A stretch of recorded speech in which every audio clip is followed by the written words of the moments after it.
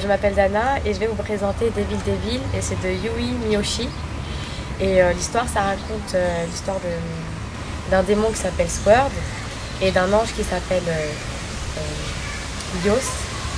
Et sont deux ennemis et ils s'arrêtent pas de se battre en enfer. Et au 101e combat, ils arrivent sur la planète Terre. Et le démon, il rentre dans le corps d'un jeune garçon qui s'appelle Soma. Et le démon Yo, enfin l'ange, il rentre dans le corps du frère jumeau de Soma, qui est plutôt une brute. Soma est plutôt peureux. Et Soma a une meilleure amie qui s'appelle Nanami.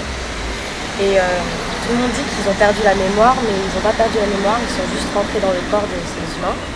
Et quand il va rencontrer Nanami, Nanami va être un peu choquée de le voir avec ce comportement-là.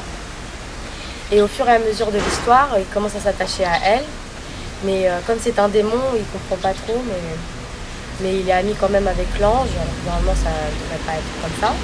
Et au fur et à mesure, il y a des démons qui arrivent sur Terre. Et eux, ils vont être obligés de les combattre. Et son maître va lui mettre un sceau de la mort sur le dos.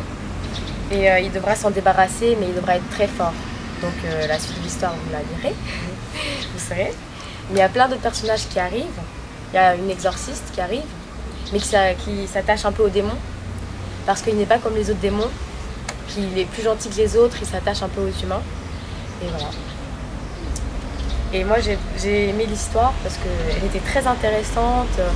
C'est pas tous les jours qu'on voit des livres qui parlent un peu des relations entre démons et anges. C'est intéressant de voir comment le démon il s'attache aux humains, alors que normalement ça se fait pas. Les autres démons sont un peu en colère contre lui et ils le rejettent des bandes de démons, parce que c'est le plus fort, mais aussi parce qu'il s'attache aux autres. Il est plutôt gentil, donc c'est ça qui gêne un peu les autres. Voilà.